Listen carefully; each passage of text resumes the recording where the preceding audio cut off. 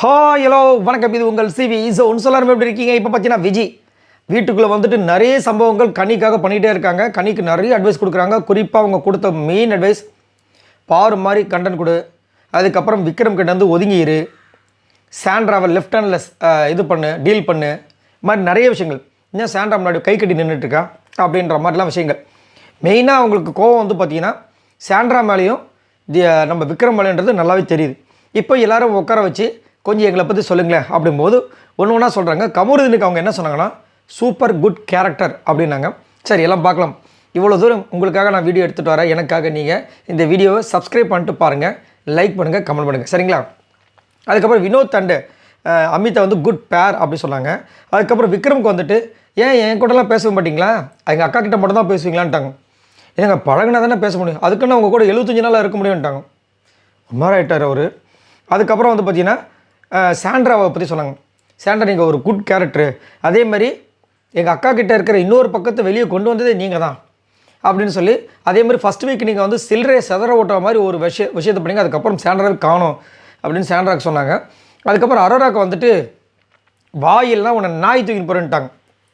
அதுக்கப்புறம் இந்த சர்க்காஸ்டிக்காக ஒரு பேசுகிறவங்கள, அது உனக்கு இருக்குது, இன்டெலிஜென்ட்டான பொண்ணு அப்படின்னு சொல்லி அவங்க பேசுனதில் என்ன விஜய் பர்வத்தை பற்றி தானே அதை சொல்லிடுறாங்க. சுபிக்கு வந்துட்டுமா நீ நல்ல க்யூட்டான பொண்ணுமா, பீட் பாக்ஸிங் உனக்கு இருக்குது. அதுக்கப்புறம் சபரி வந்து மேனரிசம், அதாவது நம்ம கனியை அவங்களோட ஹஸ்பண்ட் இருக்காங்களா, அந்த மேனரிசம் இருக்காமல் இருக்குது. அதே மாதிரி சபரி எனக்கு உங்ககிட்ட பிடிச்ச விஷயம், இந்த வீக்கெண்ட் எபிசோடில் ஒரு ரியாக்ஷன் கொடுக்குறீங்களா, அது எனக்கு ரொம்ப பிடிக்கும் அப்படின்றாங்க. லாஸ்ட் டைம் அவர் கொடுத்தாருல, அதை சொல்கிறாங்க. கனிக்கு வந்து ஆல்ரெடி நிறைய கொடுத்துட்டாங்க. திவ்யாவுக்கு வந்து சிஸ்டர் பாண்ட் தான். கனிக்கு இவங்களுக்கு ஒரு சிஸ்டர் பாண்ட் இருக்க மாதிரி இருக்குது. சொல்கிறது நல்லா இருக்குது, கிளாரிட்டியாக சொல்கிறீங்க அப்படின்னாங்க. விஜய் பார்வதிக்கு தான் சூப்பராக சொன்னாங்க. என்ன சொன்னாங்கன்னா, கண்டென்ட் கிவர். விஜய் பார்வதி மட்டும்தான் கண்டென்ட் கிவர். அதே மாதிரி இந்த கேமை எப்படி விளையாடணும் அப்படின்றது ஒன்று இருக்குது, அதை கரெக்டாக இந்த பொண்ணு பண்ணுது. எதுவுமே இந்த பொண்ணுக்கிட்ட ஃபேக்கே இல்லை. அதே மாதிரி இந்த பொண்ணுக்கிட்ட நீங்கள் எதை போய் கேட்டிங்கன்னா, ஆமாம் அதுக்கு என்ன இப்போது அப்படி தான் பண்ணும் என்ன அப்படின்னு எல்லாருக்கும் மூஞ்சில் அடித்த மாதிரி பதில் சொல்கிறா. இதுதான் அவருடைய கேம் அப்படின்ற மாதிரி போட்டு, அதாவது சின்னது சூரத்தங்க எடுத்து போட்டு டமான்னு உடச்ச மாதிரி உடச்சாங்க. ஏன்னா அதுதானே main Bigg Boss show, content giver. இதுக்கு மேலே என்ன பண்ணும், கண்டென்ட் குயின்னு ஆல்ரெடி வாங்கிட்டாங்க. ஸோ இப்போ என்னென்னா, விஜய் பார்வதிக்கு பிடிக்காத ஆட்கள் ஒரு 2-3 பேர் இருப்பாங்க.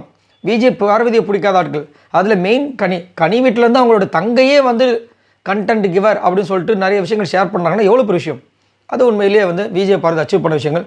நேற்றுமே அந்த குழந்தைங்க வந்துட்டு விஜய் பார்வதி எனக்கு ரொம்ப பிடிக்குன்னு சொன்ன விஷயங்கள் எல்லாமே வேறு லெவலில் இருக்குது. இனி மக்களுக்கு நிறைய பேர் பிடிச்சிருக்கு. பிக் பாஸ் டீமுக்கு தான் அவங்களை பிடிக்குதான்னு தெரியல. பிடிச்சதுன்னா கப்பு கிடைக்கும், பிடிக்கலாம் வேறு யாருக்குன்னா கப்பு போகும். இதை பற்றி உங்களோட கருத்துக்களை சொல்லுங்கள். விஜய் வந்துட்டு ஈஸியாக சொல்லிட்டாங்க. அதே மாதிரி டிக்கெட்டு ஃபினாலை பற்றியும் சொல்லிட்டாங்க. டிக்கெட்டு ஃபினாலே நீ வாங்குற அப்படின்ட்டு. எனக்கு என்னமோ டிக்கெட்டு ஃபினாலே கணிக்கு தான் கிடைக்க போகுதுன்ற மாதிரியும் தோணுது.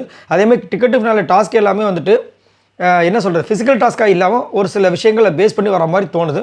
உங்களுக்கு என்ன தோணுது அப்படின்றத சொல்லுங்கள். இந்த டிக்கெட்டு ஃபினாலாவை யார் வின் பண்ணுவாங்க, இதுக்கப்புறம் கனியோட ஆட்டம் எப்படி இருக்கும், அதே மாதிரி விஜய் பார்வதிக்கு விஜய் சொன்ன விஷயங்களை எப்படி நீங்கள் பார்க்குறீங்க, மறக்காமல் கமெண்ட்ஸ் பண்ணுங்கள். பாய் நண்பர்களே.